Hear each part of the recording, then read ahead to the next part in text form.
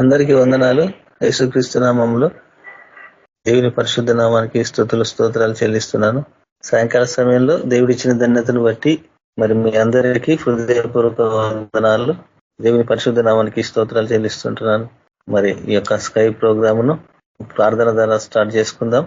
స్తోత్రం స్తోత్రం స్తోత్రం ప్రభా, మహాపరిశుద్ధుడా, మహోన్నతుడా, సర్వాధికారి, సర్వశక్తిమంతుడా, దేవాతి దేవారాజాతి రాజా, నీకే స్తుతులు స్తోత్రాలు నాయన. నీ బంగారు పాదాలకు వందనాలు ప్రభా.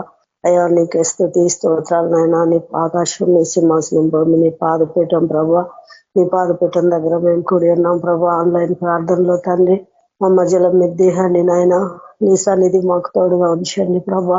యేసయ్యా నీకే స్తుతులు స్తోత్రాలు నాయన. మాతో మాట్లాడండి యేసయ్యా, నీకే వందనాలు నాయన. వాక్యం ద్వారా మీరు మాట్లాడండి పరిశుద్ధుడా. పాటల ద్వారా మీరు మహిమ పొందండి నాయన. యేసు ప్రభా నీకే స్తుతులు స్తోత్రాలు నాయన. పరిశుద్ధాత్మ దేవ నీకే స్తుతులు స్తోత్రాలు నాయన. నీ ఆత్మను మా అందరి పైన కుమ్మరించండి యేసయ్యా. నీ వాక్యం ద్వారా మాతో మాట్లాడండి ప్రభా. నీకు ఆయస్కరమైనవి, నీకు అయిష్టమైనవి మాలో నుంచి తీసివేయండి ప్రభా. యేసు ప్రభా నీకే వందనాలు నాయన. నీకు దగ్గరగా మేము జీవించే కృప దయచేయండి పరిశుద్ధాత్మ దేవానికే వందనాలు. ప్రసన్నతను మేము చూడాలన్నాయన పరిశుద్ధుడానికే వందనాలయ్యా. నీ ఆత్మ మా అందరి పైన కుమ్మరించండి యేసు ప్రభా. ఆత్మీయ లోతుకు నడిపించండి పరిశుద్ధుడానికే స్తుతులు స్తోత్రాలు నాయన. నీకే వందనాలు యేసు ప్రభా. ఆరాధనలో మీరు దిగండి, మా ప్రతి ఒక్కరితో కూడా మాట్లాడి ప్రభా మీరే మహిమ పొందమని, ఆరాధన అంతట్లో మీరు తోడుండమని యేసయ్య పరిశుద్ధ నామం ప్రార్థిస్తున్నాను తండ్రి. ఆమేన్. దేవుని యందు నిరీక్షణ నుంచి ఆయనను స్తుతించున ప్రాణమా. దేవుని యందు నిరీక్షణయుంచి ఆయనను స్తుతించున ప్రాణమా. ఏ అపాయము రాకుండా నిన్ను దివారాత్రులు కాపాడువాడు. ఏ అపాయ రాకుండా నిన్ను దివారాత్రులు కాపాడువాడు. ప్రతి క్షణం నీ పక్షముండు రక్షకుడు. ప్రతి క్షణం నీ పక్షముండు రక్షకుడు. దేవుని యందు నిరీక్షణయుంచి ఆయనను స్తుతించున ప్రాణమా. దేవుని యందు నిరీక్షణయుంచి ఆయనను స్తుతించున ప్రాణమా. చీకటిని వెలుగుగా చేసి ఆయన నీ ముందు పోవువాడు. చీకటిని వెలుగుగా చేసి ఆయన నీ ముందు పోవువాడు. సత్యమగు జీవమగు మార్గమేసే. సత్యమగు జీవమగు మార్గమేసే. దేవుని యందు నిరీక్షణయుంచి ఆయనను స్తుతించున ప్రాణమా.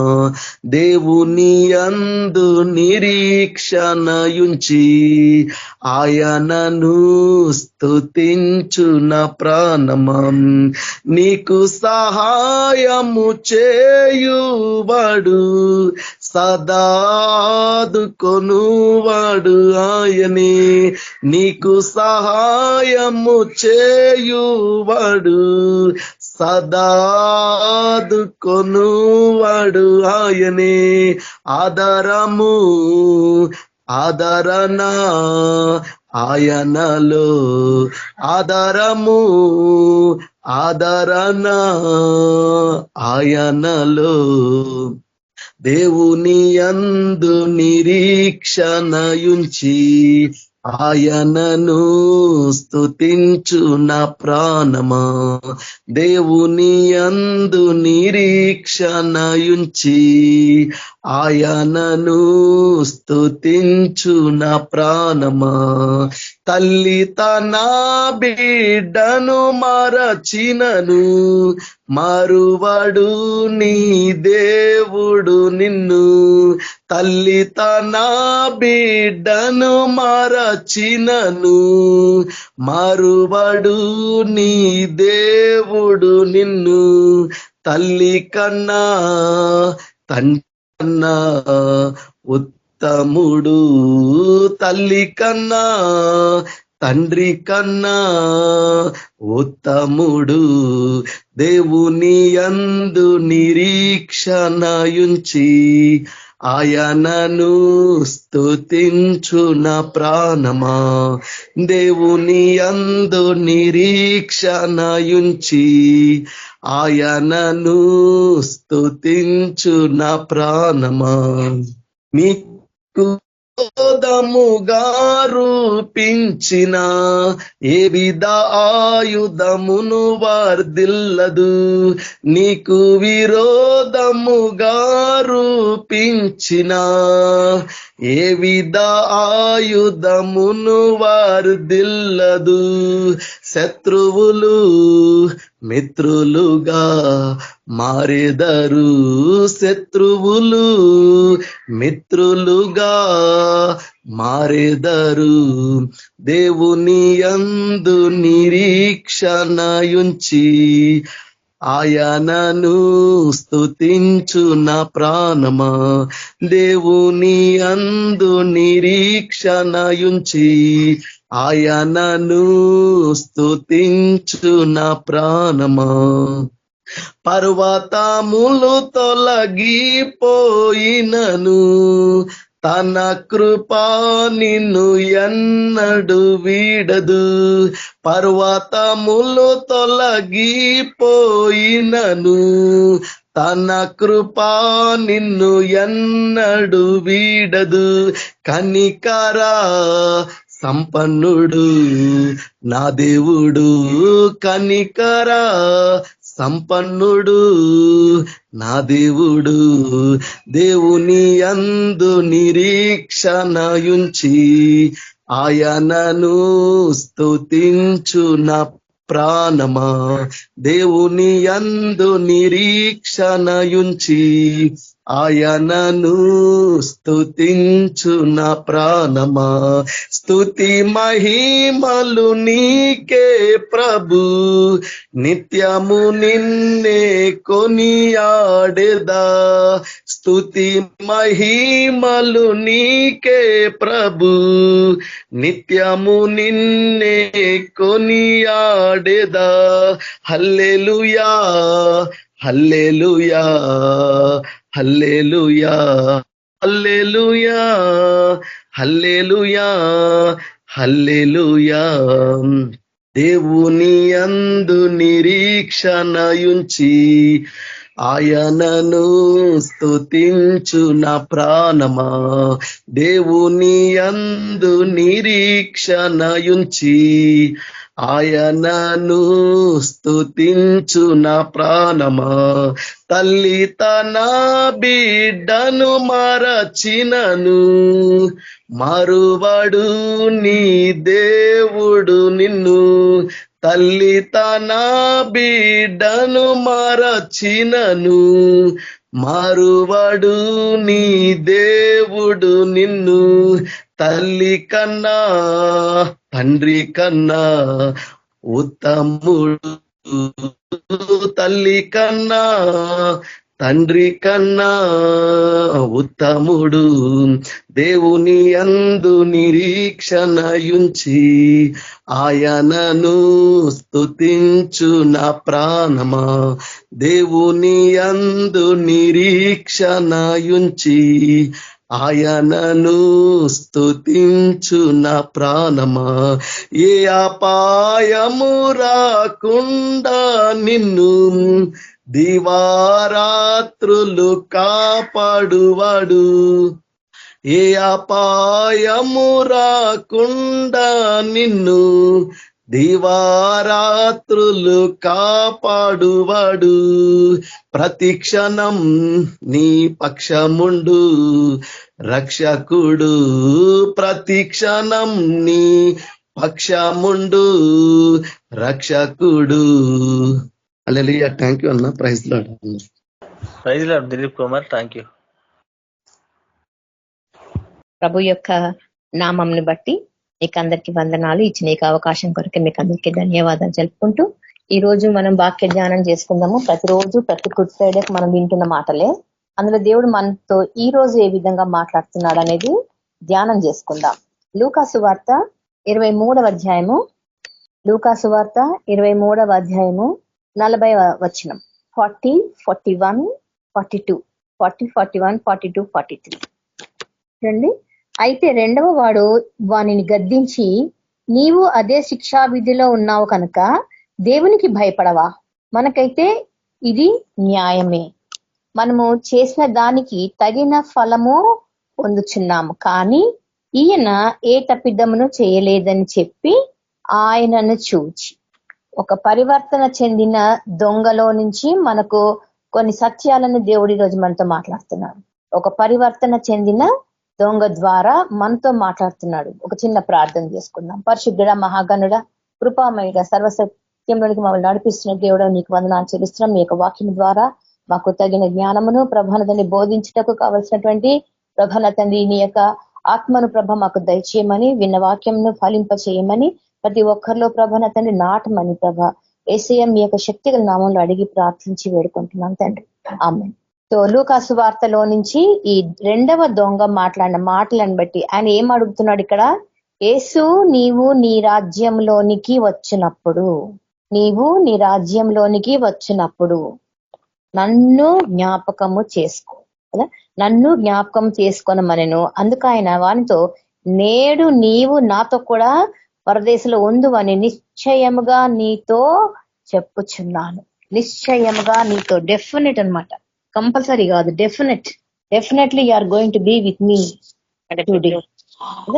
Definitely you are going to be with me. దేవుడి మాటలో మాట్లాడేటప్పుడు మనం కొన్ని ధ్యానం చేస్తుంటే ఆశ్చర్యం అనిపిస్తుంది. ఎందుకంటే ఇద్దరు దొంగల మధ్యన సిలువ వేస్తారు అని 700 years బ్యాక్ మనకు యెషయా గ్రంథంలో ఆ యొక్క ప్రవచన కనిపిస్తుంది. యెషయా గ్రంథంలో ఆ ప్రవచన ఏంటంటే,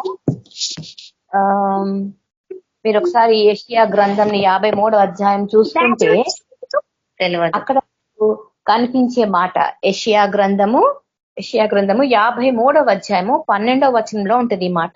ఆయనని ఒక నిమిషం, యెషయా 53:12లో, కావున గొప్ప వారితో నేను అతనికి పాలు పంచిపెట్టెదను, ఘనులతో కలిసి అతడు కొల్ల సొమ్మును విభాగించుకొనును. ఏలియనగా మరణము నొందునట్లు అతడు తన ప్రాణమును ధారపోసెను. అతిక్రమముల చేయవారిలో ఎంచబడిన వాడాయను, అనేకుల పాపములు భరించును. అతిక్రమము చేయవారిలో ఎంచబడెను. అతిక్రమం చేయవారు ఇద్దరు పక్కన రెండు దొంగలు కదా, ఈ రెండు దొంగల మధ్యలో ఈయనను కూడా ఒక పాపిగా, దైవ దూషణ చేసిన వాడిగా, ఒక నిందితుడిగా పెట్టి వాళ్ళతో పాటు ఈయన సమానము అని చెప్పటానికి అక్కడ ప్రభుత్వం ప్రయత్నించింది. అతిక్రమము చేయి వారి మధ్యలో ఆయనని పెట్టడం ద్వారా అక్కడ ఏమని బ్రాండ్ చేస్తున్నారు అక్కడ అంటే, యేసు ప్రభువు కూడా నిందితుడే ఆయన నిందలు లేని నిష్కల్మషుడు అని మనం చెప్పుకుంటున్నాం. 700 సంవత్సరాల పూర్వము ధర్మశాస్త్రంలో చెప్పబడిన ప్రవచనం ఇది. ఎందుకు మరి యూదులు ఈ మాటను గ్రహించలేకపోయినారు అంటే, మనకు తెలిసినదే కదా, ధర్మశాస్త్రం అప్పట్లో ఎంతమంది బోధించిందంటే శాస్త్రులు, పరిసయ్యులు మాత్రమే. శాస్త్రులు, పరిసయ్యులు కూడా కన్నులకు కనబడని ప్రవచనం ఇది. వాళ్ళు కూడా దీన్ని విశ్లేషించలేకపోయినారు, ఈయన దైవ కుమారులని ఊహించలేకపోయినారు. కారణం ఏంటంట, దేవుడు తన కార్యాలను జరిగించేటప్పుడు కొన్ని సందర్భాల్లో, కొన్ని సమయాల్లో కొంతమందికి మనోనేత్రంను వెలిగించాడు. ఎందుకంటే ఆయన ఈ భూమిపైకి ఏ ఉద్దేశంతో పంపబడినాడో అది జరగాలి అంటే ఆటంకంలో కలిగితేనే జనాలకు ఆయన చేసిన గొప్ప కార్యాలు కానీ, స్వస్థతలు కానీ, ఆశ్చర్యక్రియలు కానీ కళ్ళార చూసి కూడా హృదయ కాఠిన్యమును ఉంచుకుంటారంట. ఎందుకంటే మనకి 53వ అధ్యాయాన్ని మీరు చాలా తీరికగా మీరు చదవాల్సింది ఎందుకంటే ఇదంతా గొప్ప అధ్యాయం అన్నమాట. 53 చాప్టర్ 53 బైబిల్లోని అత్యంత ఆశ్చర్యం కొలిపే అమోఘమైన అధ్యాయంలో ఇది ఒకటి. యేసు ఈ లోకానికి రావటానికి 700 సంవత్సరాల ముందే ఆయన పాపుల కోసం పడవలసిన బాధలు, మరణము ఇక్కడ మనకు ఈ అధ్యాయం అంతా కనిపిస్తాయి. ఇది దైవ చిత్తం. తండ్రి అయిన దేవుడు తన కుమారుడిని ఈ విధంగా బాధ పెట్టడానికి ఇష్టపడినాడంట. కాబట్టే ఈ కార్యక్రమాన్ని దేవుడు మానవ రీతిగా మానవ రూపంలో దైవ మానవుడిగా వచ్చినా కూడా ఆ సంకల్పంని పూర్తిగా నెరవేర్చడానికి తనను తాను సిద్ధపరచుకొని వచ్చినాడు. ఈ భూమి మీదకి తనను తాను సిద్ధపరచుకొని వచ్చినాడు. ఎందుకంట ఆయన ఒకప్పుడు చాలా బీద స్థితిలోని ఒక చిన్న కుటుంబంలో జన్మించిన వాడు. కానీ ఆయనని రాజుగా ఒప్పుకోలేకపోతున్నారు అక్కడ ఉన్నటువంటి ఇశ్రాయేలీలు. ఒక రాజు ఎలా ఉండాలి అంటే రాజ భోగం తోటి, ఆ మంది మార్బలము తోటి, ఆ దర్పము రాజ దర్పం అంటున్నారు, రాయల్ స్టాచ్యూర్ అంటాం. ఇలాంటి వాటితో వస్తేనే ఆయన రాజు అని ఒప్పుకుంటారు, యూదుల రాజని. కాబట్టి ఈయన మరియమ్మ కుమారుడు కదా, యోసేపు పెంచిన వాడే కదా అని చెప్పి చిన్న చూపు అనమాట. ఎందుకంటే ఆయన విలువ తెలియలేదు. కారణం ఏంటంట, ఆ బైబిల్లోని ప్రవచనాలని వీరు ఎరుగక ఉండుటయే. 700 years బ్యాక్ కదా, 700 years బ్యాక్ వచ్చినటువంటి గ్రంథము ధర్మశాస్త్ర ప్రవచనం. అది ధర్మశాస్త్ర ప్రవచనము. ఇంత గొప్ప ప్రవచనాన్ని ఎందుకు గుర్తించలేకపోయినారు వీళ్ళు అంటే మనకు తెలిసిందే. ఎందుకంట అప్పట్లో ధర్మశాస్త్రాన్ని చాలా తక్కువ మంది బోధించిన వారు. అందుకే జనాలు ఎవరు ఏది చెప్తే అది మాత్రమే విని మనసులో ఉంచుకున్నట్టు అనమాట. అందుకే మనకు ఈ క్రీస్తు పూర్వము 2వ శతాబ్దంలోనే పాత నిబంధన లేఖనాలని గ్రీకు భాషలోనికి అప్పట్లో ట్రాన్స్లేట్ చేశారు. కాబట్టి గ్రీకు ఎవరు మాట్లాడగలరో చదవగలరో వాళ్ళకు మాత్రమే అర్థమైంది పాత నిబంధన క్రీస్తుకు పూర్వము. తర్వాత దాన్ని రోమన్ భాషలోనికి ట్రాన్స్లేట్ చేశారు. అంటే రోమీయులు గ్రీక్ భాషలు మాట్లాడేవారు మాత్రమే అర్థం చేసుకోగలిగినటువంటి ఇంటర్ప్రిటేషన్ అంటాం, తర్జుమా జరిగింది, ట్రాన్స్లేషన్. దీన్ని ఒక 72 మంది పండితులు దగ్గర 2.5 నెలలు కూర్చొని ఏతి తర్వాత పదాలని సమకూర్చి దాన్ని ఎడిటింగ్ చేసి అంతా చేస్తే అది ఒక గ్రంథముగా తయారైంది. అందుకే శాస్త్రులు పరిసయ్యులకు తప్ప, ఈ గ్రీకు భాష మాట్లాడు వారికి రోమలకు తప్ప ఎవ్వరికీ అర్థం కాని బైబిల్ అన్నమాట ధర్మశాస్త్రం. అందుకే ప్రజలు దాన్ని గమనించలేకపోయినరు, చదవలేకపోయినరు, గుర్తించలేకపోయినరు. దానిని అదే విధంగా అప్పటి బోధకులు బోధించలేకపోయినరు. ఎందుకంటే అప్పట్లో వారుకున్న టెక్నాలజీ అంతనే.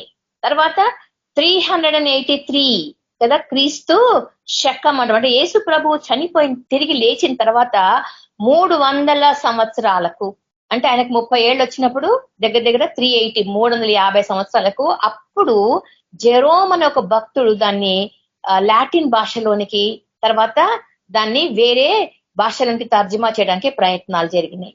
అంటే అప్పటికి కూడా అది గ్రీకు లాటిన్ యూదులకు మాత్రమే అందుబాటులో ఉన్నది కాబట్టి ప్రజలకు దేవుడి విషయాలు తెలియలేదు. మనం అనుకుంటాం 2000 సంవత్సరాలు దాటినాక కూడా ఇంకా ఎందుకు సువార్త ప్రపంచమంతటా వెదజల్లబడలేదు. ఈ పాటికి అయిపోవాలి అసలు. మామూలుగా అయితేనే కదా ఒక చిన్న వార్త ప్రపంచమంతా చుట్టేస్తోంది. అట్లాంటిది బైబిల్లోని వార్త ఇంకా ఎందుకు మారుమూల ప్రాంతాలకు వెళ్ళలేకపోయింది అంటే కారణము అది అందుబాటులోనికి రాలేకపోవటమే. ప్రజలకు అందుబాటులోనికి రావాలి అంటే వాళ్ళు మాట్లాడే భాషలోకి అది వస్తే, లేదా మనము నపుంసకుడు గురించి చెప్తాం కదా, చదవబడిన వాక్యం అర్థం కాలేదు, చెప్పేవాడు లేకపోతే నాకు ఎట్లా అర్థం అవుతుంది అని ఒక ప్రశ్న ఇస్తాడు ఆయన. అదే ప్రశ్న ఈ రోజు కూడా కదా. జాన్ విక్లిఫ్ అనేట ఆయన ఈ 1384లో ఇంగ్లీష్ లోకి తర్జుమా చేసిండు. కానీ అప్పటికి కూడా మనం గమనిస్తాము 1384లో ఎంతమందికి ఇంగ్లీష్ భాష వచ్చు. మన దేశంలో అయితే 1757 ఈ బ్రిటిషర్స్ ఇండియాకి వచ్చినప్పుడు అప్పటి వరకు అసలు ఇంగ్లీష్ భాషే లేదు. అప్పుడు మనం అర్థం చేసుకోవాలా, తోమా అనే భక్తుడు యేసు ప్రభు చనిపోయిన తర్వాత అపోస్తలులను భూదిగంతముల వరకు వెళ్ళండి అంటే ఆయన ఇండియాకి వచ్చిండు. మరి అప్పటి నుంచి సువార్త సేవ చేసిండు కేరళ రాష్ట్రంలో. అని ఏ భాషలో చేస్తుంటాడు కదండి. ఎంత గొప్ప సమర్పణ అది. భాష నేర్చుకొని భాషలో సేవ చేయటం, పరిచర్య జరిగించటం, దేవుని వాక్యంని బోధించడం. బైబిల్ లేదప్పుడు, కానీ ఆయన విన్నది కన్నదే అక్కడ జ్ఞాపకం చేస్తూ జనాలని యేసు ప్రభు వైపునకు తిప్పుతూ ఉన్నాడు. అదెంత గొప్ప కార్యమో, అంత కష్టతరమైన సేవ అది, అంత కష్టతరమైన సేవ. కానీ ఆ కష్టాన్ని తన ఇష్టంగా మార్చుకున్నాడు. అదే తన ప్యాషన్ కదా. ఇష్టపూర్వకంగా ఇంత దూరం వచ్చి ఒక దిక్కులేని సావు, ఆయన కూడా హతసాక్షిగా మారిండు. తర్వాత మనం ఏం చూస్తామంట, మళ్ళీ 1522 అంటే ఇంకొక 200 సంవత్సరాలు. ఫస్ట్ ఏమో 383లో లాటిన్ లోకి వచ్చింది. తర్వాత 1300 అంటే 1000 సంవత్సరాలు దాటినాకనే అది ఇంగ్లీష్ లోకి రాగలిగింది. ఆ తర్వాత మరో 200 సంవత్సరాలకే మార్టిన్ లూథర్, మనం ఆయన గురించి ప్రొటెస్టెంట్ గా మనం పిలుచుకుంటాం కదా, father of the modern Protestant group అని. ఈ మార్టిన్ లూథరు 1522లో క్రొత్త నిబంధనని ఆయన జర్మనీ భాషలోకి మార్చిండు. తర్వాతనే అది తెలుగులోకి, ఇంగ్లీష్ లోకి అనువాదం అంటే ట్రాన్స్లేషన్ జరిగింది 1700 సెంచరీలో. అలాగే ఫిలిప్ ఫెబ్రీషియన్ అనేవాడు తెలుగులోకి అనువాదం చేసిన తర్వాత అంతా అయిపోయింది, కానీ అవి ప్రచురణ అంటే ముద్రకు, ప్రింటింగ్ కి నోచుకోలేదు. ప్రయాసపడినరు వాళ్ళు, వాక్యం అందించాలనే ఆశ ఉంది, అందరికి తెలియజేయాలనే ఉత్సాహం ఉంది, కానీ ప్రింటింగ్ జరగకపోయేసరికి వాళ్ళ ప్రయత్నం అంతా అనువాదం దగ్గర ఆగిపోయింది. ట్రాన్స్లేట్ చేయగలిగాడు కానీ అనువదించలేకపోయాడు, అది ప్రింటింగ్ లోకి తీసుకురాలేకపోయాడు. కానీ మనకందరికి తెలుసు కదా, William Carey the first man for using the printing press to publish Bible.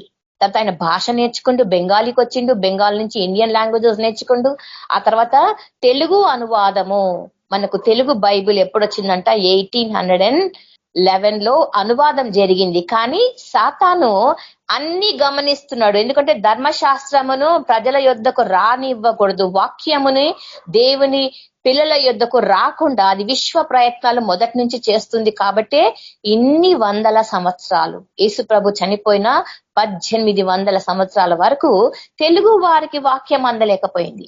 1811లో మొత్తం కంప్లీట్ చేసిండు, ట్రాన్స్లేషన్ చేసి అమ్మయ్యా ఇప్పుడు తెలుగు వాళ్ళకు కూడా నేను ఒక బైబిల్ అందించగలను అని ఎంతో సంతృప్తి చెందుతున్నాడు. ఆ టైంలో ఏం జరిగిందంట, ఆ ప్రెస్ లో ఫైర్ వచ్చింది. ప్రెస్ లో అగ్ని కీలలు, సాతాను చేసిన దుష్ట పన్నాగం ఇది. అగ్ని కీలలు బైబిల్ ఎంత తర్జుమా చేసి రెడీగా పెట్టినారు, ఇంకా ప్రింటింగ్ కాపీస్ తీయాలని కాల్ చేసింది సైతాన్. ఇంకా పనికి రాదు అనుకున్నంత స్థితికి తీసుకొచ్చేసింది ఆ ప్రింటింగ్ ప్రెస్ ని. అయితే విలియం కేరీ అనే భక్తుడు ఆగలేదు. ఒకసారి ఓడిపోయినా దేవుడు గెలిపిస్తాడనే నమ్మకంతో ఆయన మళ్ళీ కొనసాగించిండంట. మళ్ళీ అంత పెద్ద గ్రంథాన్ని అనువాదం చేస్తే ఇంకొక 6 ఏళ్లు పట్టింది. కాబట్టి 1818లో మనకి ఇప్పుడు హిస్టరీ గుర్తుంటే 1757కే బ్రిటిషర్స్ అంత పోర్చుగీస్ మన దేశానికి వచ్చేసిండ్రు. వాళ్ళు వాళ్ళ సిద్ధాంతాలు అప్పుడే వాడేస్తున్నారు. కానీ బైబిల్ అనేది చేతిలో ఉంటేనే గ్రంథంలో మనం ఏం జరిగిందో చూడగలము, దాన్ని మనం ప్రూఫ్స్ గా గుర్తించి ప్రభువుని ఆరాధించగలం. 1880 వరకు ఒక కొత్త నిబంధన తయారైంది. ఆ తర్వాతనే ఆ బుక్ ని 1857లో తొలి బైబిల్ పాత కొత్త నిబంధనలు అంటే 1857 నుంచి 100 సంవత్సరాలు వేసుకుంటే 1957, ఇంకొక 100 వేసుకుంటే 2057, అంటే దగ్గర 180 ఇయర్స్ నుంచి మన దేశంలో తెలుగు బైబిల్ మన చేతుల్లోకి వచ్చింది. కానీ మనకి ఇక్కడ ఆలోచించాల్సింది ఏంటంట, ఎంతమంది చదువుకున్నారు కదా, బైబిల్ పట్టుకోగలిగిన వాళ్ళు ఎంతమంది, బైబిల్ని కొనగలిగిన వాళ్ళు ఎంతమంది, మెడ్రాస్ ప్రింటింగ్ ప్రెస్ లోకి వచ్చింది అది ప్రింటింగ్ కోసం అని చెప్పి ఎంతమంది కొనగలరు కదా. చారిటీస్ ద్వారా బైబిల్ని ఉచితంగా పంపిణీ జరిగినంత మటుకు ఎవరి చేతుల్లో బైబిల్ లేదు. అందుకే మనం అంటాం కదా, నేనే గనక యేసు ప్రభు టైంలో ఉంటే ఆయన గ్రంథంలో గురించి చెప్పేస్తూ నేను ప్రభువా నువ్వు దేవుడవు, నీకు ఇది అసంభవము, నువ్వు సిలువ వేయబడకూడదు అని వాదిస్తుంటి అనేవాళ్ళు ఉన్నారు చాలా మంది. అసలు వాక్యమే లేదు వాళ్ళకి, అక్కడ ధర్మశాస్త్రమే చేతిలో లేదు. అందుకే దేవుడు కనికరించిండు, యెరూషలేమును గురించి ఏడ్చిండే కదా. ఎందుకంటే అజ్ఞానంలో ఉన్నారు వాళ్ళు, ధర్మశాస్త్రాన్ని సరి అయిన పద్ధతిలో బోధించలేని శాస్త్రులు పరిసయ్యులు. ఆయన యొక్క గొప్ప కార్యముని 53వ అధ్యాయం యెషయా 53 మొత్తం చదవాలి మనం. ఆ చదువుతున్నప్పుడే మనకు అర్థమవుతుంది అక్కడ ప్రభువు యొక్క సంకల్పం. తండ్రి అయిన దేవుడు ఏ విధంగా కుమారుని ఈ లోకానికి పంపినప్పుడు ఆయన్ని ఏ విధంగా నలుగగొట్టాలనో ఆయనకి ఇష్టమైందట. ఆయనకి ఇష్టమైంది. ఆయన ఇష్టాన్ని కూడా దేవుడు ఇష్టంగానే ఒప్పుకున్నాడు. అప్పటికీ గెత్సెమనే తోటలో నాకు ఈ పాత్ర వద్దు అనే ప్రార్థించిండు. అయినా నా చిత్తము కాదు ప్రభువా, ఇది నీ చిత్తమే తండ్రి అని చెప్పగలిగిండు. ఎందుకంటే అదే దేవుడి సంకల్పం.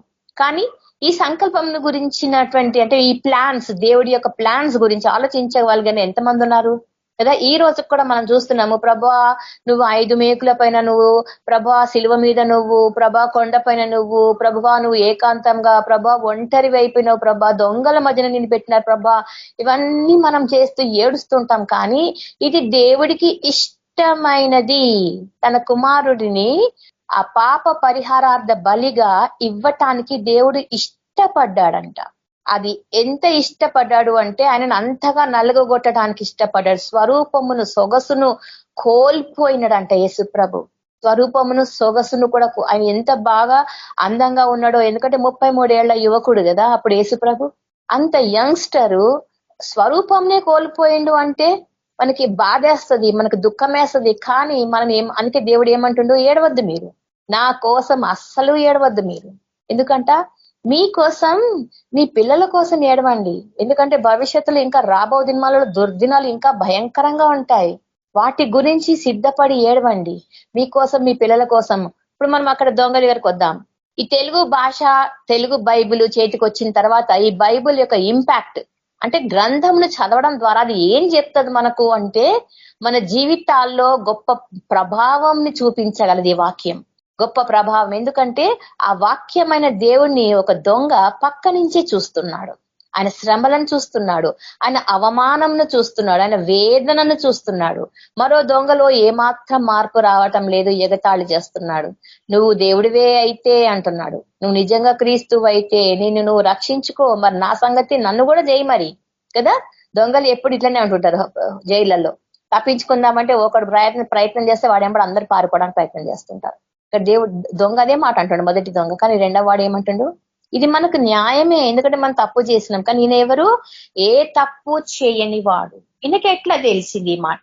అప్పట్లో గ్రంథం లేదు, అప్పట్లో శాస్త్రుల పరిశీలి చెప్పిందే విన్నారు.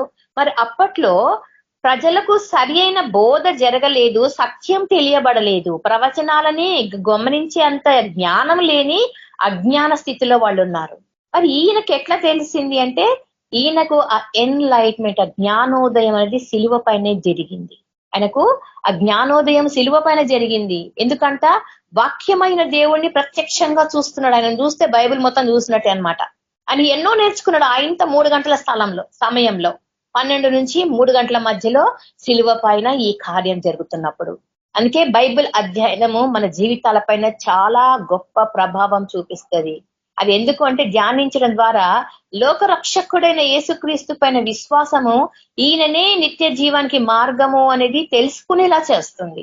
అందుకే Bible reading is must. Bible reading is the foremost important document for the Christian life.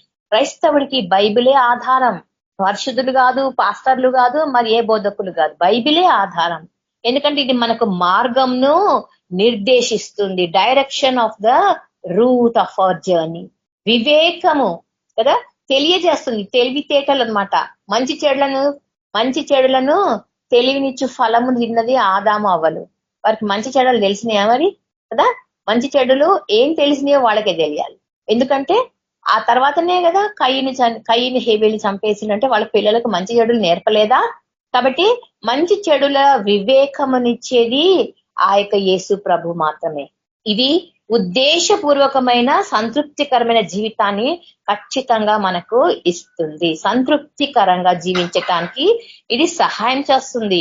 అందుకే బైబిల్ అధ్యయనం చేయడం ద్వారా యేసు ప్రభు యొక్క ప్రేమను, మన పట్ల ఆయన ప్రణాళిక, మరియు మనం ఎదుర్కొనే సవాళ్లను ఎట్లా అధిగమించాలి, how to overcome the difficulties of our life, ఎలా అధిగమించాలి ఈ సమస్యలు అంటే అది మనకు ఖచ్చితంగా బైబిల్ నుంచే జవాబులు వస్తాయి. ఎందుకంటే బలమైన విశ్వాసాన్ని మనకు పెంపొందిస్తుంది ఆ బైబిల్ రీడింగ్. ఈ దొంగకు ఇవన్నీ అర్థమైనాయి అంటే ఆశ్చర్యమే కదా. అన్ని ఆశ్చర్యాన్ని కలిగిస్తుంటాయి. ఎందుకంటే ఆ రీడింగ్ చదువుతున్నప్పుడు మనకు ఏం అర్థమవుతుందంటే, ఒక దొంగకు ఇంత తొందరగా ఎట్లా జ్ఞానోదయమైంది ప్రభువా, నేను ఎప్పుడు అది ఆలోచిస్తుంటా. 2000 నుంచి నీ వాక్యం ప్రబలింది కదా, వాక్యము ఎంతో దూరం విస్తరించింది, ప్రయాణం చేసింది, కానీ ఇంకా 1000 మంది విగ్రహారాధికులు ఉన్నారు. 1000 మంది, కోట్ల మంది ఇంకా విగ్రహారాధికులు ఉన్నారు. మన క్రైస్తవ్యంలో కూడా విగ్రహారాధన ఇంకా ఇప్పటికీ ఉంది కదా. ఖండిస్తేనేమో మనల్ని బెదిరిస్తారు, కానీ చెప్పక తప్పదన్నమాట. మనం వాక్యం చెప్పాలా. యేసు ప్రభు విగ్రహం కాదు, సిలువ కూడా విగ్రహం కాదు కదండి. సిలువ కూడా విగ్రహం కాదు, కానీ ఈ రోజు యేసు ప్రభు బొమ్మ వద్దులే, సిలువను పెట్టుకుందామంటారు. అది కూడా విగ్రహమే. ఎందుకంటే ఆ సిలువ శ్రమల ద్వారానే కదా ప్రభువు మనకు రక్షణ అనుగ్రహించిండు. ఆ శ్రమల ద్వారానే కదా మనకు విమోచన ఇచ్చిండు. ఇది ఎందుకు చెప్పలేకపోతున్నారు మన బోధకులు కదా. సిలువను పెట్టుకుంటారు, లేదా దేవుడి బొమ్మనే పెట్టుకుంటారు. సరే, వాళ్ళు ఏం చేసినా ప్రతి దానికి వాళ్ళు జవాబు చెప్పాలి. కాబట్టి మనకు తెలిసింది మనం చెప్తాం కదా. ఈ వాక్యం ద్వారా ఆ యొక్క సిలువ పైన దొంగ మాట్లాడుతున్న మాటలను చూస్తుంటే కొన్నిసార్లు మనకి ఆశ్చర్యం వేస్తుంది, కొన్నిసార్లు మనకు ఆశ్చర్యం వేస్తుంది. ఎందుకు ఈ ఆశ్చర్యం అంటే చూడండి, ఫస్ట్ మాట ఏంటి? దొంగతో ప్రభువు నేడు అన్నాడు. అనగా రక్షణ పొందటానికి అనుకూలమైన సమయం ఎప్పుడంట? ఇప్పుడే. ఏ టైంలో నువ్వు అడిగితే ఆ టైమే అనమాట. నువ్వు రేపు అడితే రేపే, నువ్వు ఇవాళ అడితే ఇవాళ, ఇప్పుడే అడితే ఇప్పుడే అనమాట. దొంగకు ఆ రోజు అక్కడే అనమాట, సిలువ పైనే నేడే. ఏమంటున్నాడు? నీవు నాతో కదా. దొంగతో ప్రభువు ఏమన్నాడు? రక్షణ పొందడానికి మిక్కిలి అనుకున్న సమయం ఇదే అని చెప్పి నేడే అంటున్నాడు ఆయన. ఇంకొక రోజు అనలేదు, ఆగు బాబు, నేను సిలువ ముందు దిగాలి, సిలువ మీరు చనిపోవాలి, నేను పాతి పెట్టబడాలి, మళ్ళీ లేవాలి, 3వ రోజు అవుతుంది, అప్పటిదాకా నువ్వు పోతావు, నేను మళ్ళీ తర్వాత కలుసుకుంటా, ఇవన్నీ చెప్పలేదు ఆయన. నేడే, ఒకటే మాట. ఎంత షూరిటీ ఉంది కదా ఆయన మాటలు. నేడే నీవు అంటున్నావు అనగా నేడే నీవు అంటే ఆయనతో పాటు ఆయన కుటుంబంని జ్ఞాపకం చేసుకుంటాడా దేవుడు అంటే? లేదు. ఎవరి రక్షణ వాళ్ళదే, ఎవరికి ఇచ్చిన హామీ వాళ్ళకే. దేవుడు నీవే అంటున్నాడు. నిన్ను బట్టి నీ భార్య, నీ భర్త, నీ పిల్లలు, నీ కుటుంబము, నీ వంశము, నీ ఇంటి పేరు ఇవన్నీ అనట్లేదు అక్కడ. నేడే అంటే ఇప్పుడే. నీవు అంటే నీకు మాత్రమే నేడే నీవు అంటున్నాడు. నాతో కూడా ఉంటావు అనగా ఆయనకు ఒక భద్రతనిచ్చి సెక్యూరిటీ ఇచ్చిండు. డోంట్ వరీ కదా. నేడే నీవు నాతో ఉంటావు, నేడే, ఈ రోజే, ఇప్పుడే నాతో నీవు మాత్రమే. ఎందుకంటే 2వ దొంగలో పశ్చాత్తాపాన్ని చూడలేదు దేవుడు. 2 దొంగల్లో కదా, పరదైసులు అనగా క్రీస్తును అంగీకరిస్తే మరణం నుండి జీవంలోనికి దాటిస్తాడు ఆయన. పరదైసు నుంచి మరణం నుండి జీవంలోనికి దాటించేవాడాయన. ఎంత గొప్ప అభయం నిచ్చిండు దేవుడు అక్కడ ఆ దొంగకు ఆ క్షణం కదా. ఎప్పుడంటే ఆయనలో మార్పు కలిగిన క్షణమే. 2 దొంగలతో ఒక్కరు రక్షించబడ్డారు. ఎవడైతే నిజంగా ప్రభువుని, ఆయనని అధ్యయనం చేసిండు, చదివేసిండు అక్కడ సిలువ పైన. ప్రభువు ఇంత వేదన పొందిండు, రక్తం గారుతోంది, ముళ్ళ కిరీటము కదా, మనుషులు హేళన చేస్తున్నారు, కింద అవమానాలు, ఎన్నో నిందలు, ఎన్నో దెబ్బలు, అన్నిటినీ చూసిన వాడు కాబట్టే ఒకటే సెకండ్లో ఆయనలో మార్పు కలిగింది. దొంగే అపరాధములు చేసి తీర్పుకు గురి అయిన వాడే, సిలువ వేయబడిన వాడే, కానీ ఆయనలో మార్పు జరిగినందుకే రక్షణ వెంటనే దొరికింది ఆయనకి. రెండవ వాటికి అంత చేసినా కూడా రక్షణ దొరకలేదు. ఈ రోజు మనకు అదే మాట బాధ. ఎంతమంది వాక్యం వింటున్నారు, దేవుడి యొక్క కార్యములను చూస్తున్నారు, ఆశ్చర్య క్రియలను చూస్తున్నారు, మిరాకిల్స్ పొందుతున్నారు, ప్రార్థన విజ్ఞాపనలు కోరుతున్నారు, అంతా బాగుంది, కానీ వారిలో రక్షణ కార్యం జరగటం లేదు. అంటే మారు మనస్సు కలుగుటలేదు. వింటున్నారు అంతే, టైం పాస్ కోసము దేవుడు బాగు చేస్తాడంట అని చెప్పి దేవుడి దగ్గర అక్కడికి వచ్చి ప్రార్థన ద్వారా, ఇతరుల విజ్ఞాపనల ద్వారా స్వస్థత పొందుకుంటున్నారు, కానీ దేవుని వైపు చూడకుండా వెళ్ళిపోతున్నారు. ఇది ఆ మొదటి దొంగకు సంబంధించిన జనాభా అన్నమాట. ఒకరు పాపంలోనే మరణించాడు కదండి. ఆ దొంగకి ఇప్పుడు ఏం జరిగిందంట? రక్షణ, విడుదల, విమోచన దొరకలేదు. వాడు ఆ పాపంలోనే చనిపోయిండు. 2వ వాడు కూడా చనిపోయిండు, కానీ 2వ వాడికి ఒక నిశ్చయత దొరికినాకనే చనిపోయిండు. కానీ మొదటి వాడికి ఆ పాపములోనే, అతడు పాపములను ఒప్పుకొని పశ్చాత్తాప పడలేదు కాబట్టే దేవుడు 2వ వాడిని చేర్చుకున్నాడు. ఒకరు హృదయాన్ని కఠినపరుచుకున్నారు, గాని ఒకరు హృదయంలోనికి యేసు ప్రభువుని చేర్చుకున్నారు కదండి. ఒకడు హృదయాన్ని కఠినపరచుకున్నాడు. ఈ రోజు కూడా మన ఇళ్ళలో చూస్తుంటాం కదా, ఎన్నో దేవుడి కార్యాలను, ఆశ్చర్యక్రియలను అనుభవించి కూడా హృదయ కాఠిన్యము, దేవుని పాద సన్నిధికి రావటానికి ఇంకా జాప్యం చేస్తున్నారు. ఎందుకు లేట్ చేస్తున్నారంటే ఆ టైం వస్తుంది, దేవుడు ఎప్పుడో పిలుస్తాడు. ఎందుకంటే నాకు తెలుసు దేవుడి లిస్ట్ లో నేను ఉన్నానని ఎగటాలి మాటలు, వెర్రి మాటలు అన్నమాట. ఇలాంటి వాళ్ళతోటి మనం జాగ్రత్తగా ఉండాలి. ఎందుకంటే వాళ్ళు మనల్ని కూడా ఆ విశ్వాసంలోకి లాక్కుపోతారు. ఇక్కడ ఏమంటుండ ఆయన, ఒకడైతే పాపంలో మరణించిండు, రెండవ వాడైతే పాపంలో ఒప్పుకొని పశ్చాత్తాపడి పరదైసులకు చేర్చబడిండు. ఎందుకంటే అదే కదా దేవుడిచ్చిన ప్రామిస్. సిలువ మీద కూడా ఒక ప్రామిస్ తో ఫస్ట్ మాట ప్రార్థనతో మొదలు పెడితే ఆఖరి మాట కూడా ప్రార్థనతో ముగించిండు. ఈ మధ్యలో ఆఖరి మాటకు ముందు జరిగిన కార్యం ఇది. ఒక అవిశ్వాసిని విశ్వాసంలోకి నడిపించి, రక్షణలోకి నడిపించి వాడికి రెండవ మరణం నుండి తప్పించిండు. ఒకటి హృదయంలో కఠినతరం అయిపోయింది, ఒకటి హృదయంలోనికే దేవుడిని చేర్చుకున్నాడు. ఒకడు విశ్వసించాడు, మరొకడు విశ్వసించలేకపోయాడు. ఎందుకంట మనకు తెలుసు కదా, విశ్వాసము ద్వారా నీతి మంతులం అవుతాము అని మనకు రోమపత్రికలో ఒక మాట ఉంది, 5వ అధ్యాయం 1వ వచనం. విశ్వాసం ద్వారానే నువ్వు నీతి మంతుడవు. సో ఇప్పుడు రెండవ దొంగ నీతి మంతుడుగా తీర్చబడిండు. ఎందుకంటే వాడు యేసునందు విశ్వాసం ఉంచిండు, నీతి మంతునిగా తీర్చబడిండు. ఒకరు పరదేశంలో, మరొకరు నరకంలో ఉన్నారు కదా. ఆత్మను దేహమును నరకంలో నశింపచేసే వాడికి మిక్కిలి భయపడుడి అంటాడు మత్తయి సువార్తలో యేసు ప్రభు 10వ అధ్యాయము 28వ వచనంలో. ఆత్మను దేహమును నరకంలో నశింపజేసే వాడికి భయపడండి. ఆ మొదటి దొంగకి అంత అవగాహన లేదు, కానీ రెండవ దొంగలో ఇంత మార్పు జరిగింది. ఆత్మలని నరకంలో పెట్టాడు, దేహంతో కూడా నరకంలో పెట్టగల వాడికి భయపడడి. వారికి ఈ మనుషులకు భయపడొద్దు, ఎందుకంటే దేవుడికి భయపడండి, ఆయనకు ఆత్మల పైనను దేవుని పైనను అధికారం కలదు కాబట్టి.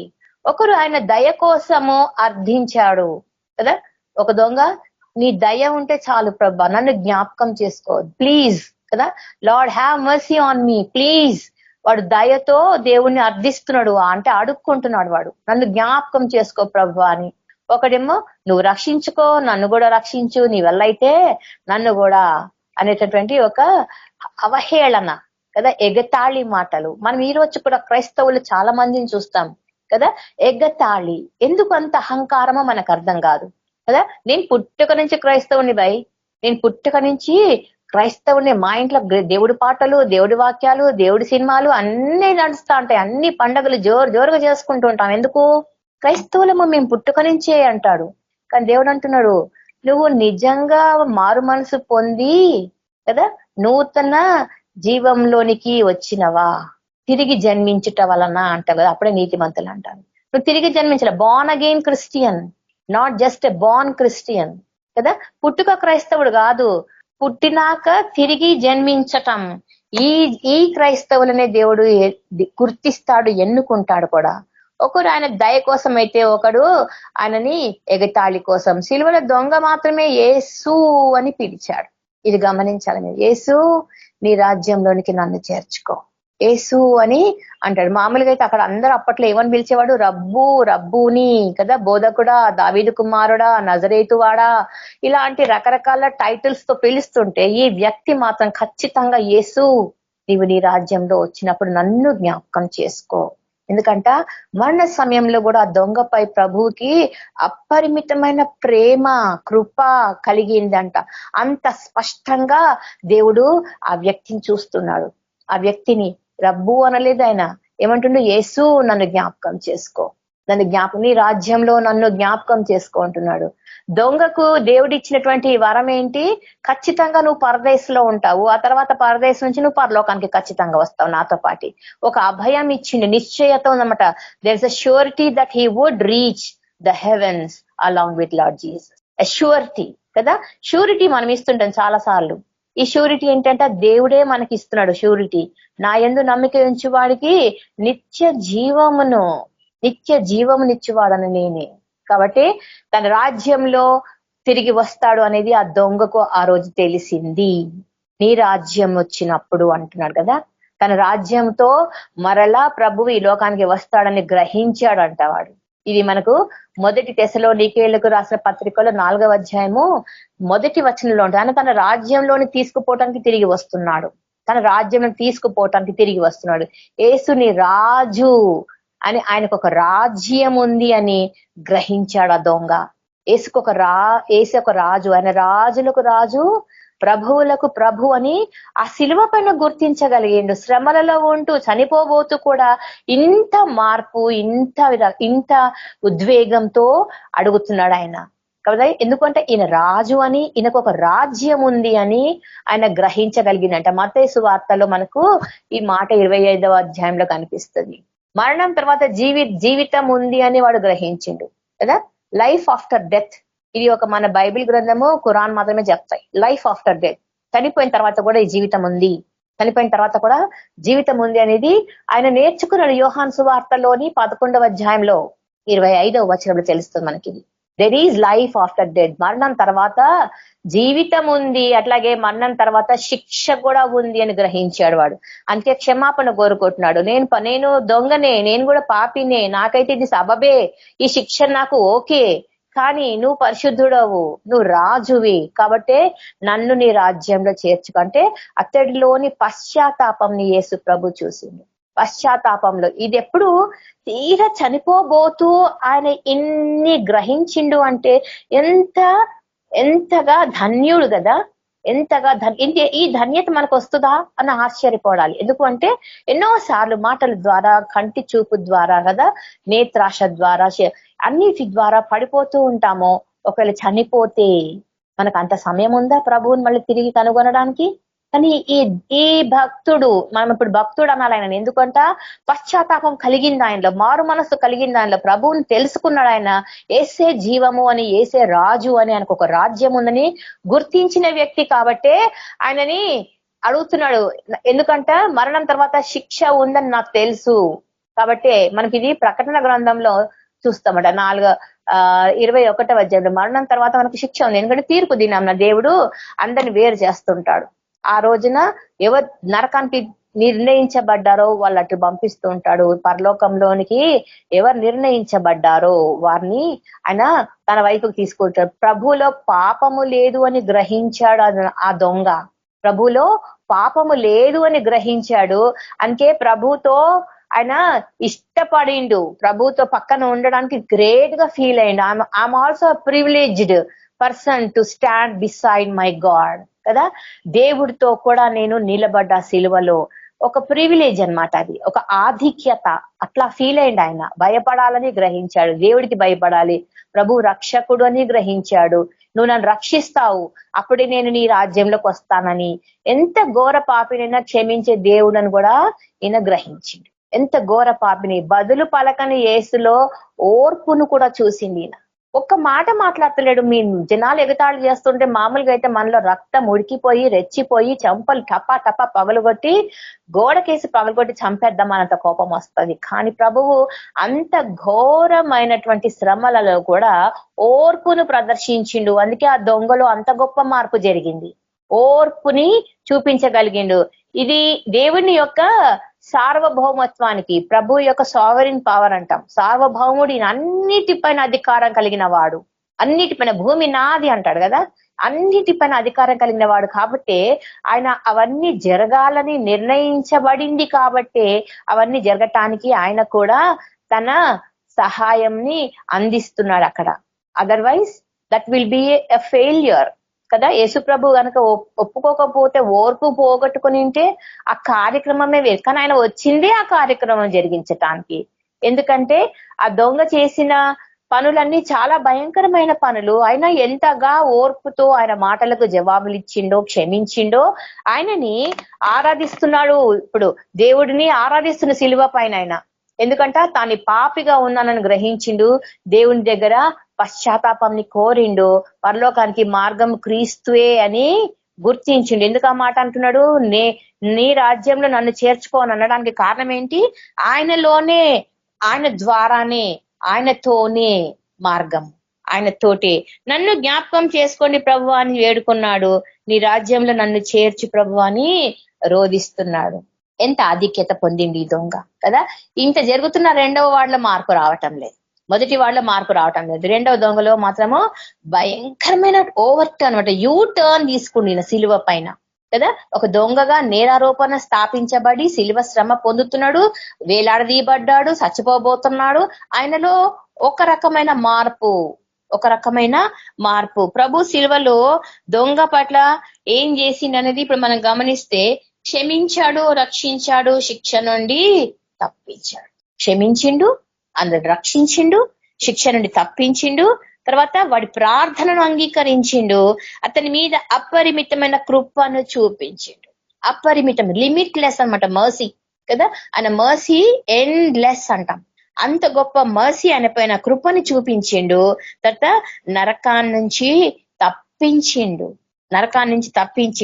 ఆయన రాజ్యంలోనికి చేర్చుకున్నాడు. ఒక అభయం అన్నమాట. దేవుడు ఇంత గొప్ప ప్లాన్ ఆ యొక్క దొంగ పట్ల మనం చూస్తే, ఈ దొంగలతోటి ఆయన సిలువ వేయబడతాడని ఎప్పుడు చెప్పబడిందండి? 700 సంవత్సరాల ముందే కదా. యెషయా భక్తుడు ఆ 53వ అధ్యాయం నిండా ఆయన సిలువ శ్రమ, అంతే అద్భుతమైన చాప్టర్. అది ధ్యానం చేయండి మీరు పర్సనల్ గా. ధ్యానం చేస్తుంటే మీకే దేవుడు మాట్లాడుతూ ఉంటాడు. అక్కడ ఉంది 2 దొంగల మధ్యన ఆయన ఉంటాడని. అంటే ఆల్రెడీ నిర్ణయించబడిన వ్యక్తులు అనమాట 2 దొంగలు. ఎవరు?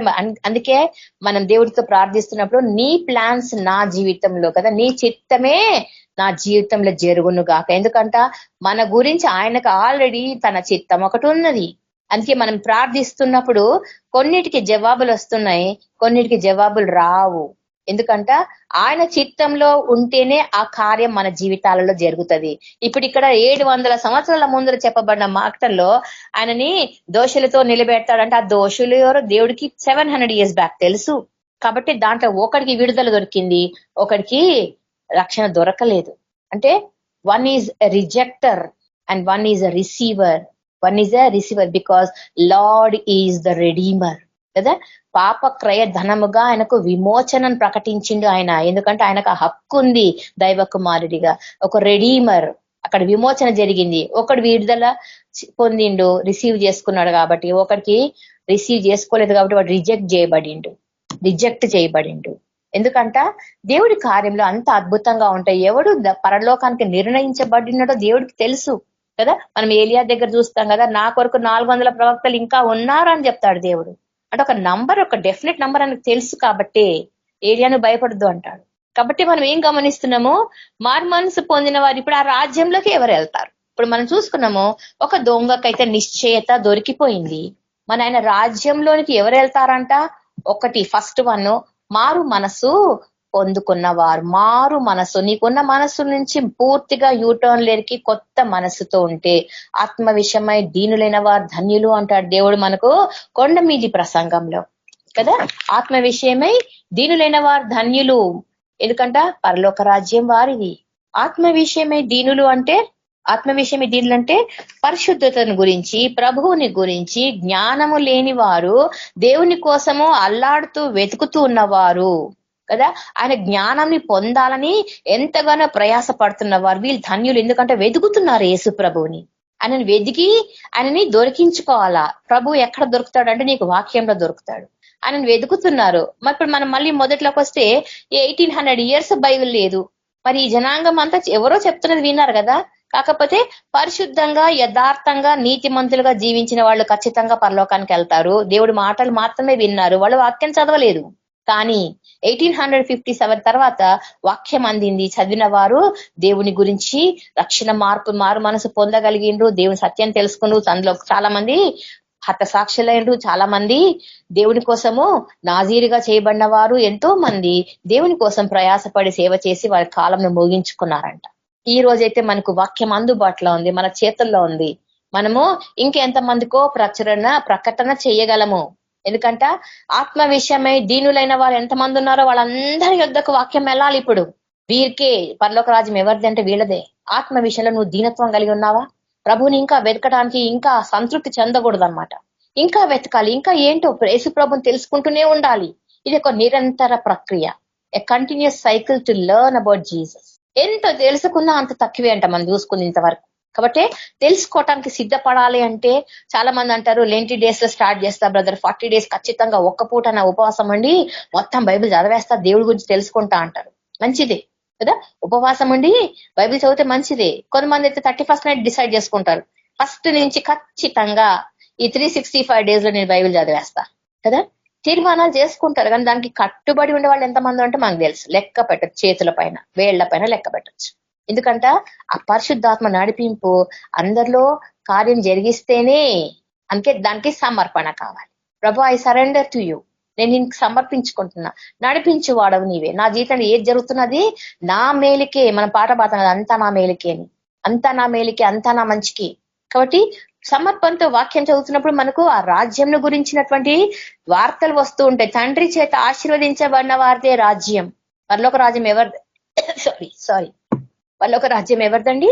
నీతి నిమిత్తము హింసించబడుతున్నవారు. నీతి అంటే యేసు ప్రభువే నీతి. సో యేసు ప్రభువు కొరకు ఎంతమంది నిందించబడుతున్నారో వీళ్ళందరిదే పరలోక రాజ్యం, వీళ్ళందరిదే పరలోక రాజ్యం. మత్తయి సువార్త మనకు 5వ అధ్యాయంలో ఆ ప్రసంగంలో చూస్తాం మనం. మార్పు పొంది బిడ్డలు వంటి వారు, చిన్న బిడ్డలదే పరలోక రాజ్యం కదా. తండ్రి చేత ఆశీర్వదించబడిన వారిదే పరలోక రాజ్యం. అభ్యంతరంగా ఉన్నవి తీసివేసుకునే వారిదే పరలోక రాజ్యం.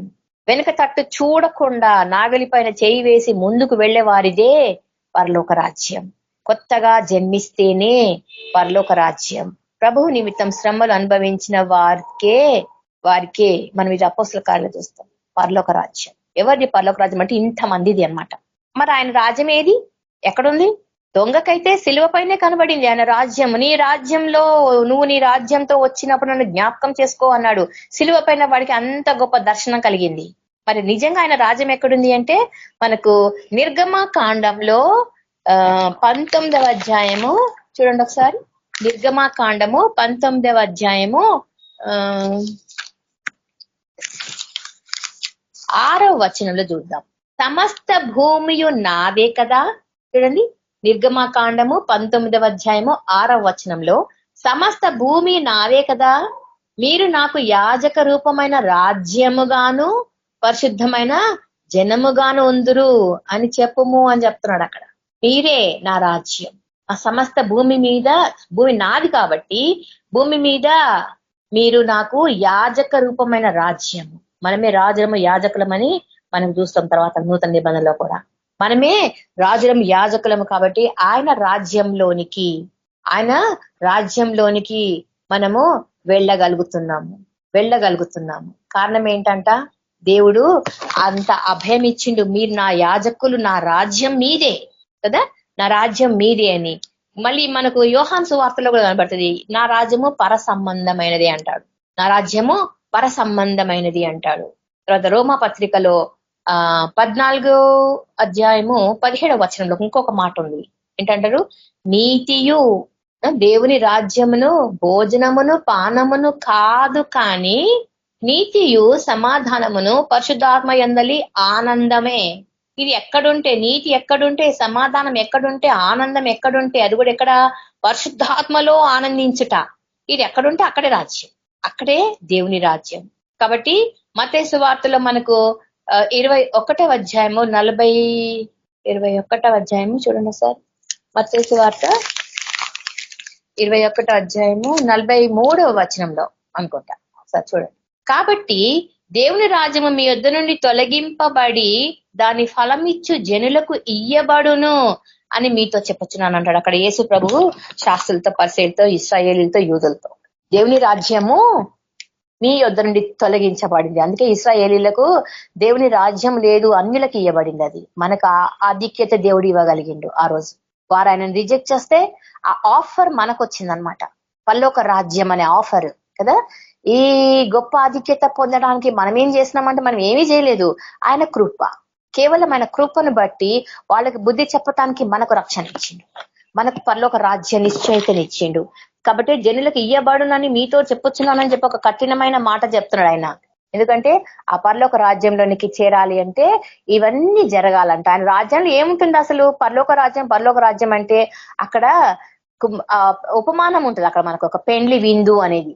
నిజానికి విందులు, అన్నాలు, కూరలు ఏం ఉండవు అక్కడ కదా. ఆనందమే, కేవలం ఆనందము, ఆరాధన, స్తుతియే ఉంటది అక్కడ. అంతం ఉండదు. ఇట్ ఈజ్ ఎండ్లెస్ పరలోక రాజ్యము. అక్కడ కేవలం భక్తులు, పరిశుద్ధులే ఉంటారు.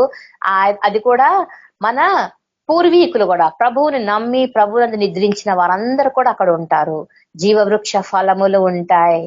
అది మనము ఆదాము అవ్వలు మిస్ చేసుకున్న ఫ్రూట్స్ అన్నమాట. జీవవృక్ష ఫలము అదే యేసు ప్రభు. అక్కడ ఆయన ఉంటాడు. జీవవృక్ష ఫలం చెట్టును అక్కడ మనం చూడగలం. కదా. అదెంత గొప్పదో. నన్ను జ్ఞాపకం చేసుకో అని అన్నప్పుడు దొంగకు దేవుడు అసలు ఎవరిని జ్ఞాపకం చేసుకుంటాడు, ఆ దొంగని ఎందుకు జ్ఞాపకం చేసుకున్నాడు అంటే అసలు ఆయన జ్ఞాపకం చేసుకోవడానికి మనకున్న అర్హతలు ఏంటి అని ఒకసారి జ్ఞాపకం చేస్తే, యథార్థ హృదయంతో ప్రార్థన చేసే వారిని ఆయన జ్ఞాపకం చేసుకుంటాడు. ఈ మాట మనకు 2వ రాజుల గ్రంథము, మీరు ఈ కొటేషన్స్ తర్వాత తీరిగ్గా రెఫరెన్స్ చూసుకోవాలి. నేను జస్ట్ బ్రీఫ్ గా టైం అయిపోతుంది కాబట్టి బ్రీఫ్ గా చెప్తున్నా. 2వ రాజుల గ్రంథము 20వ అధ్యాయంలో 3వ వచనంలో ఉంటుంది మాట, యథార్థ హృదయంతో ప్రార్థన చేసే వారిని ఆయన జ్ఞాపకం చేసుకుంటాడు. నైవేద్యములను అనగా ప్రభువును హృదయంలో సమర్పించే వారిని, దేవుడినే మన హృదయంలో మన ప్రార్థనల ద్వారా మన నైవేద్యంగా ఆయన అంగీకరించిన వారికి ఆయన జ్ఞాపకం చేసుకుంటాడు. నీతిమంతులను ఆయన జ్ఞాపకం చేసుకుంటాడు కనుక నీతి క్రియలు కలిగి జీవించాలి అంటాడు. మనకు దావీదు కీర్తనకారుడు 11వ వచనం 112వ వచనంలో 6వ అధ్యాయము 6వ వచనంలో, కీర్తనలు 112:6లో నీతిమంతులు ఆయన జ్ఞాపకం చేసుకుంటాడు కనుక నీతి క్రియలను కలిగి జీవించమంటాడు. భక్తుల యొక్క బాధలను ఆయన జ్ఞాపకం చేసుకుంటాడు. మనం అనుకుంటాం కదా మన ప్రార్థనలు వింటున్నాడా, జవాబులు వస్తున్నాయా అంటే వింటున్నాడు. కాబట్టి ఆయన చిత్తం ఏమై ఉన్నదో అది మాత్రమే జరిగిస్తాడు. కాబట్టి భక్తుల ప్రార్థనలు, మా మొరలు, బాధలని జ్ఞాపకం చేసుకుంటున్నాడు. మనకి 132వ కీర్తనలో అనిపిస్తుంది, మొదటి అధ్యాయం. పశ్చాత్తాపం పొందే వారిని జ్ఞాపకం చేసుకుంటాడు. విశ్వాసం గల వారి సంతానమును ఆయన జ్ఞాపకం చేసుకుంటాం. మనమే మన బిడ్డలను కూడా, మన తరతరంలను కూడా విశ్వాసంతో ముందుకు నడిపిస్తాం. మన కుటుంబాలని, వాళ్ళందరినీ కూడా దేవుని మనవి చేసే వారిని ఆయన జ్ఞాపకం చేసుకుంటాడు. ప్రభుకి మొరపెట్టుకుంటే, నువ్వు విగ్రహాలకు, వేరే వాళ్లకు, మందికి, డాక్టర్లకు, లాయర్లకు మొరపెట్టుకుంటే కాదు, జీవము గల దేవునికి మొరపెట్టుకున్న వారికి ఆయన జ్ఞాపకం చేసుకుంటాడు. ప్రభు కొరకు ప్రతిష్ఠించే వారిని, ఎవరైతే దేవుడి కొరకు సిన్సియర్ గా డెడికేట్ చేసుకుంటారో కదా. మనం చాలా సార్లు పిల్లలు పుట్టగానే వారిని దేవుడికి సమర్పించుకుంటాం, సేవకు సమర్పించుకుంటాం. ఇలాంటి వాళ్ళని ఖచ్చితంగా దేవుడు జ్ఞాపకం చేసుకుంటాడు. ఎందుకంటే సమర్పించబడిన బిడ్డలు నాజీర్ చేయబడిన వారు కాబట్టి వారిని ఆయన తన కంటి రెప్పల వల్లే కాపాడుకుంటాడు. కాకపోతే సంసోను లాంటి పిచ్చి పనులు చేస్తే మాత్రము త్యజిస్తాడు. అయినా సరే ప్రేమ గల దేవుడు లాస్ట్ లో ఆయన తన ఆత్మను కుమ్మరిస్తాడు కదా, సంసోను కనికరిస్తాడు దేవుడు. ఎందుకంటే ఆయన కనికర పూర్ణుడు కాబట్టి.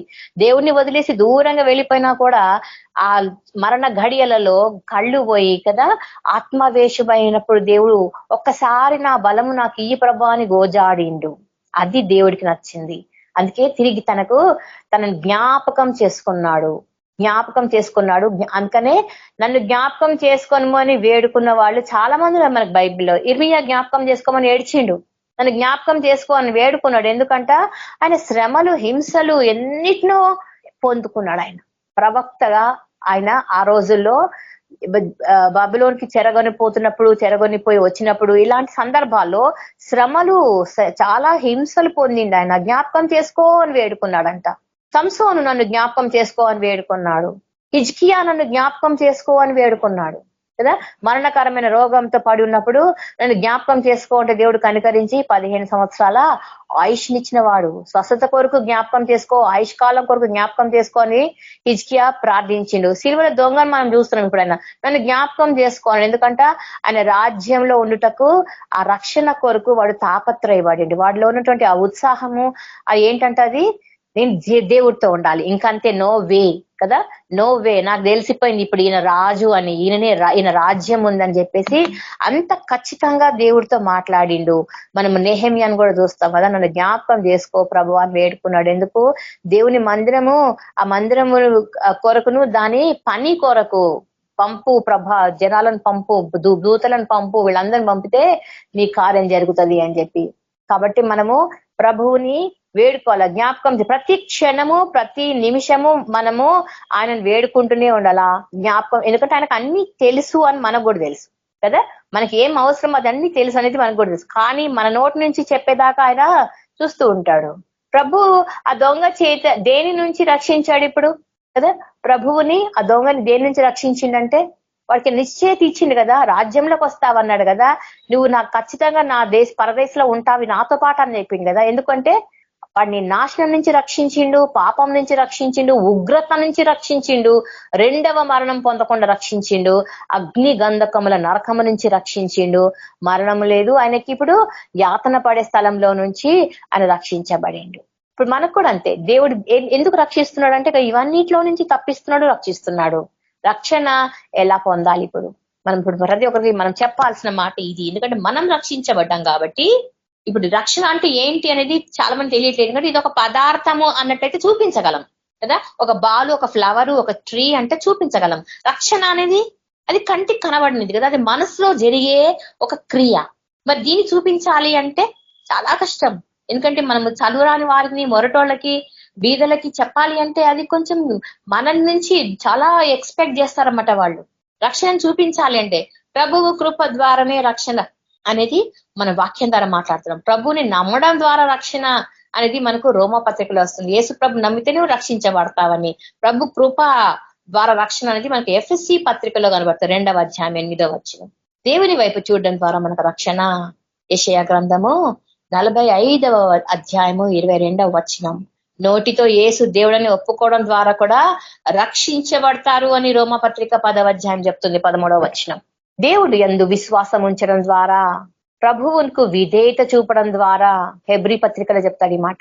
హెబ్రీ పత్రిక 5వ అధ్యాయము 10వ వచనంలో ప్రభువుకు విధేయత చూపడం ద్వారానే నువ్వు రక్షించబడతావు. ప్రభువు నందు నమ్మిక ఉంచడం ద్వారా అంటాడు మామూలుగా దావీదు కీర్తన. దేవుని యందు భయ భక్తులు ఉండడం ద్వారా రక్షించబడతావు, కీర్తనలు 34వ అధ్యాయం 7వ వచనం. ఇవన్నీ గమనిస్తున్నప్పుడు మనం ఏం చేయాలంట, ఆయన పరిచర్య ప్రార్థనతోనే ప్రారంభించిండు కాబట్టి, ప్రార్థనలు ముగించిండు కాబట్టి, ఆ దేవదేవుడిని, ఆ గొప్ప దేవుడిని, ఆ అదృశ్య రూపి అనే దేవుని మనం ఈరోజు కొలుస్తున్నాము. అంత గొప్ప దేవుడిలో మనము ఆశ్చర్య కార్యములను జరిగిస్తున్న దేవుని, మన పట్ల ఎన్నో ఉద్దేశాలు కలిగిన దేవుణ్ణి మనము ఈరోజు రాత్రి ఖచ్చితంగా జ్ఞాపకం చేసుకో ప్రభువా, నన్ను జ్ఞాపకం చేసుకో ప్రభువా అని దేవుని మనము అడగాల. ఎందుకంట ఆయన కార్యములు మానవ జ్ఞానానికి మించినవి, మానవ తలంపులకు మించినవి. కాబట్టి మనము ఆయన అడగాల, ఆయన ప్రత్యక్షత కొరకు ప్రార్థన చేయాలా. దేవుడు ఈ కార్యంలో మన జీవితాల్లో జరిగించాలని ఆ నిశ్చయత దొంగకు ఏ విధంగా అయితే ఇచ్చిండో అదే నిశ్చయత మన ప్రభు పాదంలో ఎంత పొందుకోవాలా. ప్రభా నీ యొక్క పాదంలో ఎంత నడుస్తున్నాను ప్రభా, కార్యం జరిగించని మనం చిన్న ప్రార్థన చేసుకుందాం. కృపామయుడవు, పరిశుద్ధుడవు, నిజ దేవుడవు, రాజులకు రాజువైన యేసయ్య, ప్రభువులకు ప్రభువు నీ రాజ్యంలో మమ్మల్ని చేర్చుకున్నట్టుకు జ్ఞాపకం చేసుకోనండి నాయన. మా టీంలో ఏ కుటుంబము కూడా విడవబడడానికి వీల్లేదు ప్రభా. ప్రతి ఒక్క బిడ్డ కొన్నతో నీ సన్నిధిలో చేరాల. నీ రాకడలో మేమందరం నేను ఎదుర్కొన్నట్టుకు ప్రభా నా తండ్రి మాకు ఆ యొక్క తండ్రి ప్రభా మహిమ శరీరంను దయచేయండి. మా యొక్క పనులు, మా యొక్క పాపములు అన్నిటినీ క్షమించండి. నీ సన్నిధిలో ప్రభ మీకు నిజంగా మొరపెట్టుకున్నట్టుకు ఆ 2వ దొంగలో కలిగిన ప్రతి మార్పు మాలు కూడా కలుగునకు సహాయం చేయమని ఈ యొక్క వాక్యం ద్వారా ప్రతి ఒక్క బిడ్డతో మీరు మాట్లాడమని, మీ యొక్క కార్యంలో ఆశ్చర్య కార్యములను వివరించుటకు ప్రభ జ్ఞానంను దయచేయమని యేసయ్య శక్తి కలిగిన నామంలో అడిగి ప్రార్థించి వేడుకుంటున్నాం తండ్రి, ఆమెన్. Thank you brother. Praise the lord. Thank you అక్క. Praise lord. వందనాలక్క. Praise the lord. దేవుని నామానికి మహిమ కలుగును గాక. ప్రార్థన అంశాలు ఉన్నవి, ప్రార్థిద్దాము. నవీన్ బ్రదర్ అని ఒక అతను మైండ్ సెట్ కరెక్ట్ గా ఉండాలా, చెడు వ్యసనాల నుంచి విడుదలలోకి రావాలని Catherine sister, praise Lord sister. Praise Lord అన్న. నవీన్ బ్రదరు ఆయనకు మైండ్ సెట్ సరిగ్గా లేదు, ఇంకోటి ఆయన మైండ్ సెట్ సరిగ్గా కావాలా, అలా కుటుంబం మొత్తం రక్షణలోకి రావాలి. అలాగే అర్చిత సిస్టర్ బ్రెయిన్ క్లాటు, ఆ బ్రెయిన్ సరిగ్గా పనిచేయాలా, మంచి ఆరోగ్యం ఉండాలి, దేవుడు స్వస్థపరచాలి, రక్షణలోకి నడిపించాలి. ఈ అర్చిత సిస్టర్, ఈ నవీన్ గురించి ప్రార్థించండి సిస్టర్. స్తోత్రం నైనా పరిశుద్ధ యేసయ్య, జీవంగల ప్రభా నీకే వందన స్తోత్రం నైనా. ఈ రాత్రి కాలం ఇచ్చిన వాక్యం పట్టి నీకు వందన స్తోత్రం నైనా. మమ్మల్ని ఎంతగానో బలపరిచిన ప్రభా యేసు ప్రభా నీకు వందన స్తోత్రం చెల్లిస్తున్నాం నైనా.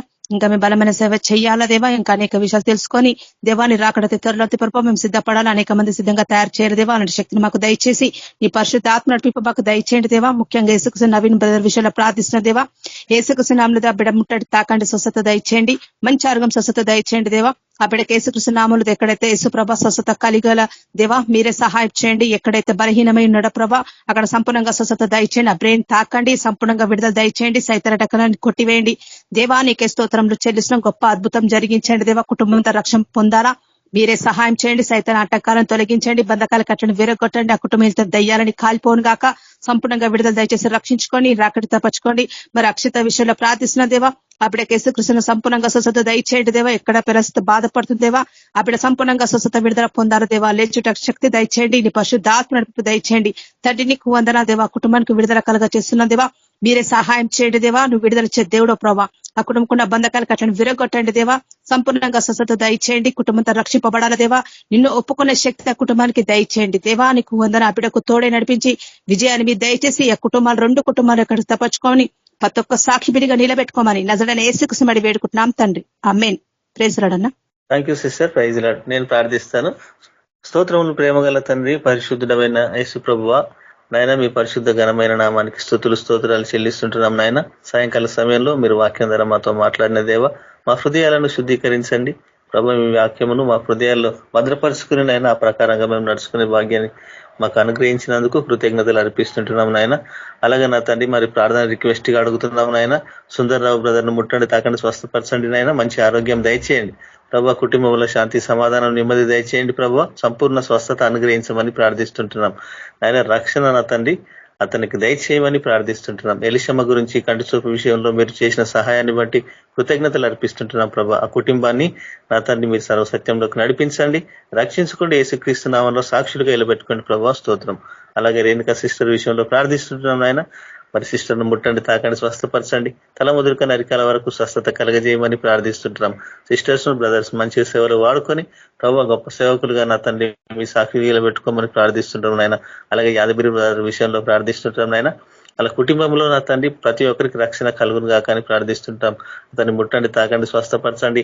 అతనుకున్న వ్యసనాలు ఏసునామలో తొలగించండి. అతని గాయాలు కట్టి ప్రభావ స్వస్థత కలగజేయమని ప్రార్థిస్తుంటున్నాం నాయన.